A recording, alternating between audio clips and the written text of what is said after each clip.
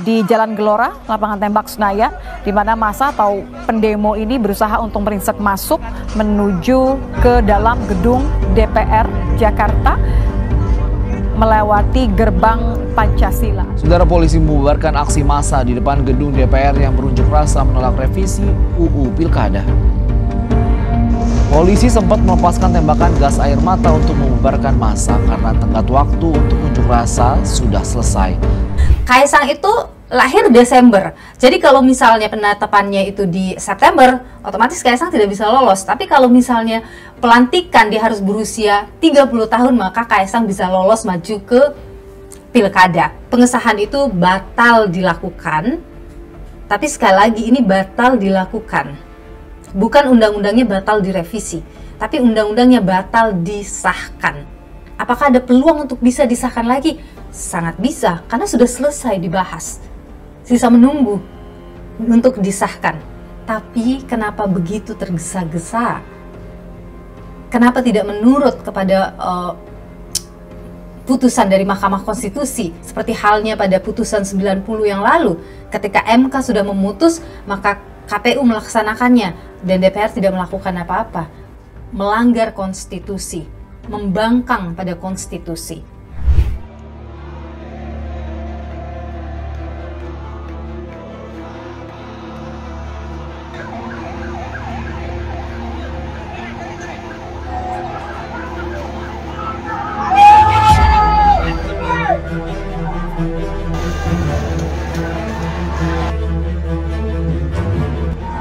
Punya alasan untuk menyalahkan bahwa ada satu kata kawan-kawan. Sampai akhir menutup mata.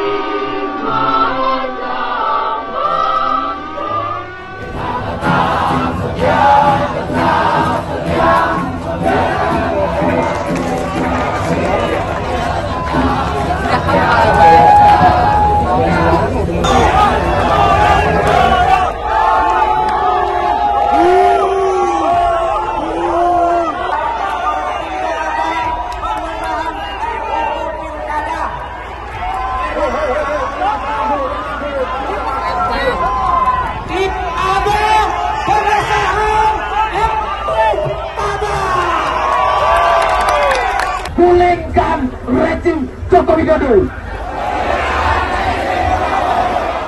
Saya yakin Anda pasti menemukan juga di media sosial Garuda Biru dan juga ada tagar kawal putusan MK.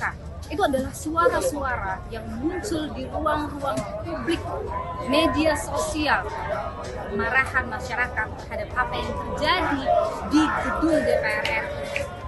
Badan Legislasi membahas atau melakukan revisi Undang-Undang Pilkada sehari setelah Mahkamah Konstitusi memutus terkait dengan aturan dalam pemilihan kepala daerah. 22 Agustus 2024, mahasiswa bersama dengan masyarakat dari berbagai elemen berkumpul di gedung DPR RI. Mereka menyuarakan aspirasi mereka, kemarahan mereka, kekecewaan mereka kepada pemerintah yang dianggap tidak berpihak kepada keadilan, tidak berpihak kepada masyarakat. Mereka menyebut apa yang dilakukan DPR adalah mengangkangi putusan Mahkamah Konstitusi. Mereka disebut sebagai yang tidak peduli dengan keadilan.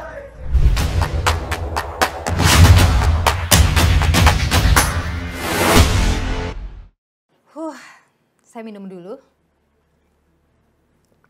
Baru saja saya balik dari gedung DPR RI, di mana dilakukan aksi demo besar-besaran di gedung DPR RI yang dilakukan oleh masyarakat dari berbagai elemen. Jadi tadi saya lihat selain ada teman-teman dari buruh, ada juga teman-teman dari para seniman.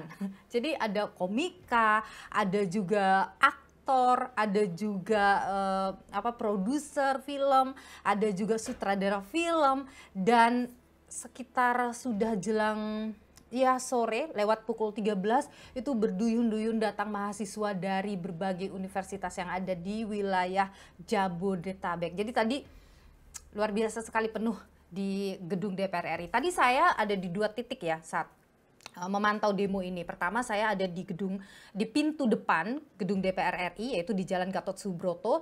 Kemudian saya berpindah ke gedung atau gerbang satunya. Jadi gerbang Gatot Subroto itu biasanya digunakan untuk akses masuk para pimpinan DPR RI. Kemudian yang belakang itu biasanya untuk para tamu, kami juga wartawan akan masuk ke sana. Nah, itulah tadi terjadi aksi mendorong pagar gerbang DPR RI sampai roboh, kemudian mahasiswa berorasi di situ, sempat dilakukan aksi bakar ban sampai terjadi aksi dorong dengan petugas kepolisian.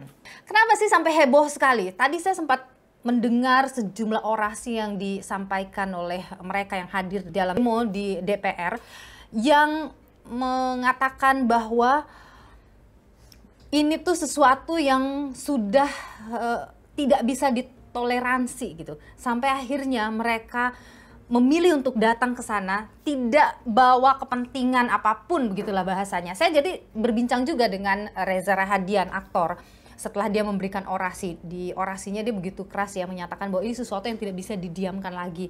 Dan dia yang tidak pernah, saya bilang tidak pernah ya saya melihat Reza hadir di demo-demo seperti itu, kali ini hadir. Saat saya wawancara dia sempat menangis. Apa yang dia tangisi itu nanti bisa disaksikan lebih lengkap di program Niluh hari Senin nanti. Tapi ini menunjukkan apa? Ada begitu besar masyarakat menyadari bahwa ada yang salah, ada sesuatu yang terkoyak di sini yang mengoyak nurani masyarakat. Nah, kalau kita lihat memang pada hari Selasa malam, Rabu malam itu media sosial itu diramaikan dengan tagar kawal putusan MK. Terus kemudian juga ada Garuda Biru itu bertebaran di semua media sosial. Berbondong-bondong masyarakat itu memposting terkait dengan Garuda Biru. Peringatan darurat, begitulah kurang lebih yang muncul di media sosial. Jadi saya mau tarik mundur lagi nih, apa sih yang terjadi sampai ada peristiwa atau ada gerakan kawal Mahkamah Konstitusi ramai di media sosial. Ada juga Garuda Biru, peringatan darurat, terus kemudian sampai aksi demonstrasi yang digelar pada hari Kamis 22 Agustus. Ini sebenarnya berawal dari hari Selasa pada 20 Agustus 2024. Jadi pada hari itu Mahkamah Konstitusi menerima pengajuan uji materi terkait dengan Undang-Undang Pilkada yang diajukan oleh 2 partai non-parlemen, yaitu ada Partai Buruh, juga ada Partai Gelora. Dan mereka di situ menginginkan agar mereka itu bisa mengajukan calon kepala daerah gitu. Jadi dalam yang dimohonkan oleh Partai Buruh itu tertulis bahwa dia meminta untuk pasal 40 Undang-Undang Pemilu ya. Di situ berbunyi bahwa partai politik atau gabungan partai politik dapat mendaftarkan pasangan calon jika telah memenuhi persyaratan perolehan paling sedikit 20% dari jumlah kursi Dewan Perwakilan Rakyat Daerah atau 25% dari akumulasi perolehan suara sah dalam pemilihan umum anggota Dewan Perwakilan Rakyat Daerah di daerah yang bersangkutan. Nah, yang dimohonkan dalam hal ini partai politik atau gabungan partai politik mengusulkan pasangan calon menggunakan ketentuan memperoleh paling sedikit 25% dari akumulasi perolehan suara sah sebagaimana dimaksud pada ayat 1. Ketentuan itu hanya berlaku untuk partai politik yang memperoleh kursi di Dewan Perwakilan Rakyat Daerah. Itu yang dimohonkan. Nah, dengan menerapkan perolehan suara sah dan pemilihan umum DPRD, maka akan mengoptimalkan setiap suara rakyat yang ada untuk dapat kemudian mengusulkan pasangan calon kepala daerah. Itu yang diminta oleh Jadi intinya bahwa Partai Buruh dan Partai Gelora berharap mereka yang kemudian non-parlemen, artinya tidak mendapat kursi di DPR, itu bisa mengajukan calon kepala daerahnya. Itulah yang dimohonkan oleh dua partai non-parlemen ini. MK kemudian memutuskan mengubah threshold atau ambang batas untuk partai politik bisa mencalonkan kepala daerah. Kalau sebelumnya itu adalah 25% perolehan suara partai politik atau 20% kursi di DPRD.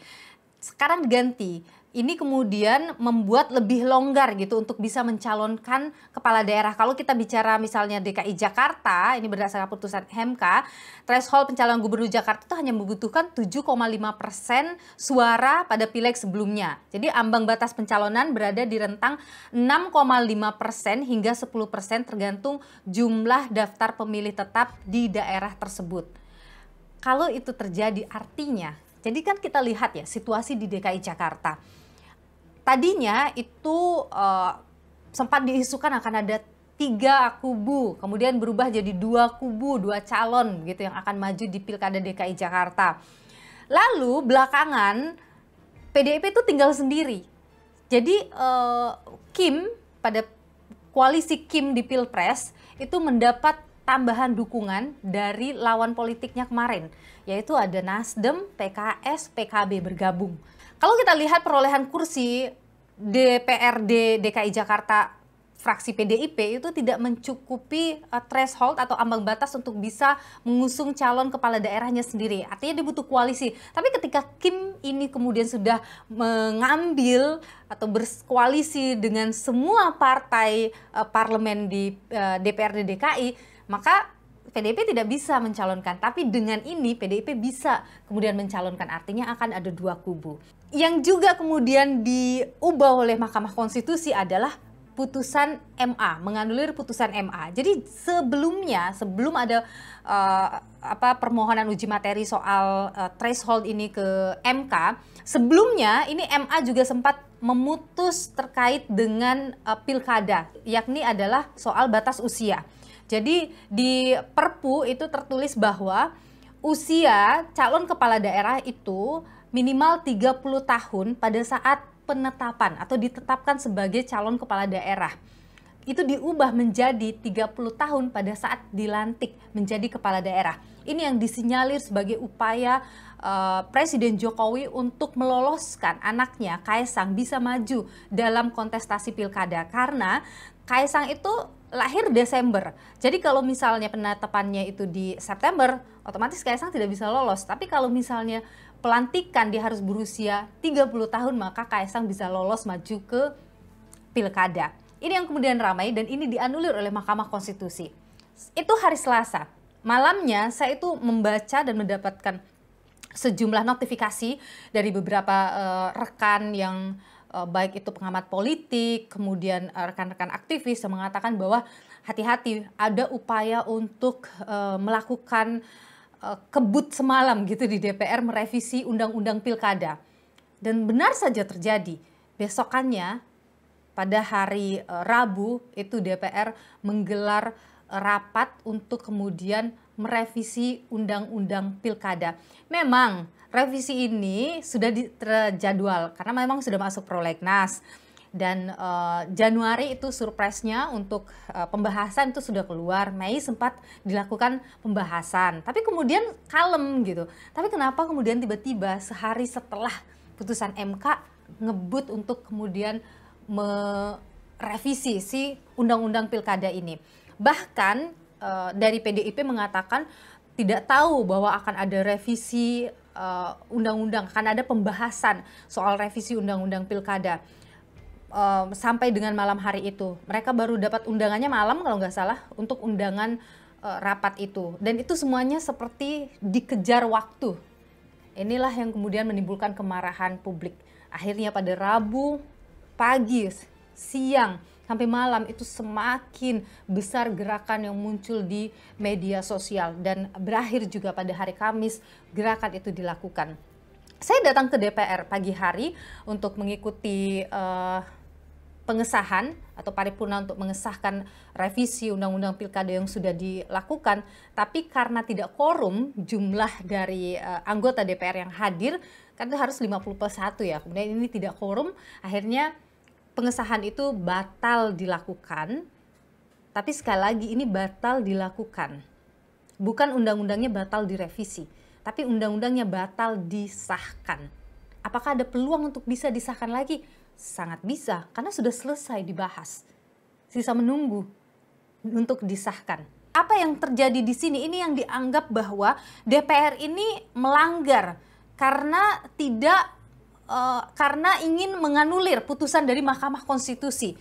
Padahal kalau kita menilik putusan Mahkamah Konstitusi itu bersifat final and binding, final dan mengikat.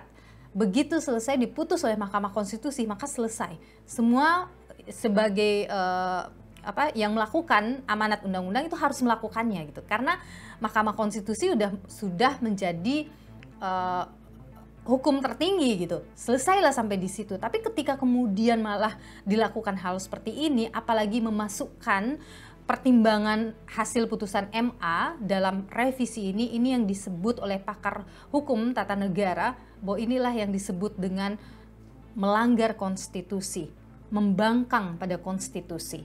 Suara itu yang besar sekali disuarakan. Saya bertemu dengan wakil pimpinan DPR, wakil ketua DPR dari fraksi Gerindra, Sufmi Dasko Ahmad. Saya juga menanyakan ini. Menurutnya bahwa bukan untuk menganulir putusan MK, tetapi ini adalah untuk memperjelas agar tidak terjadi kebimbangan hukum karena keluarnya putusan Mahkamah Konstitusi ini. Ya, tapi kenapa begitu tergesa-gesa? Kenapa tidak menurut kepada putusan dari Mahkamah Konstitusi seperti halnya pada putusan 90 yang lalu? Ketika MK sudah memutus, maka KPU melaksanakannya dan DPR tidak melakukan apa-apa. Oke, alasannya sih ada sih. Nanti bisa disaksikan di Niluh ya, terkait dengan jawaban Sufmi Dasko Ahmad soal ini. Tapi begini, KPU sudah mengeluarkan statement juga terkait dengan hal ini yang mengatakan bahwa berkaca dari putusan 90 di mana mereka mendapat teguran dari DKPP karena melaksanakan undang-undang atau putusan MK itu tanpa berkonsultasi dengan DPR, maka mereka akan berkonsultasi dengan DPR dulu sebelum apakah menggunakan si undang-undang atau si putusan MK ini atau tidak. Oke. So confusing ya. Jadi kalau MK itu adalah hukum tertinggi kita, tapi semua orang merasa bimbang untuk melakukannya, apa yang bisa kita lakukan sekarang? Saya juga bingung jadinya. Jadi ketika kemudian memang benar ini harus benar-benar kita kawal. Kalau memang sampai dengan 27 Agustus tidak ada pengesahan atas revisi Undang-Undang Pilkada yang sudah digelar di Balik DPR, ya pada tanggal 27 Agustus mereka yang belum berusia 30 tahun saat penetapan, siapapun dia tidak akan bisa maju dalam Pilkada 2024. Pun kepada partai-partai yang perolehan suaranya belum mencapai 25% atau 20% perolehan kursi DPR. Mungkin yang perolehannya kalau Jakarta itu 7,5% udah bisa lah mendaftarkan calonnya. Apa artinya? Pilihan masyarakat terhadap calon pemimpinnya semakin beragam. Itulah kemudian yang kita harapkan, semakin banyak pilihannya, kita bisa semakin memikirkan mana yang terbaik, tidak dikungkung oleh hanya satu calon saja. Karena demokrasi tentunya berujung pada bagaimana masyarakat bebas memilih siapa calon pemimpinnya, siapa yang mereka percaya untuk menjadi pemimpin.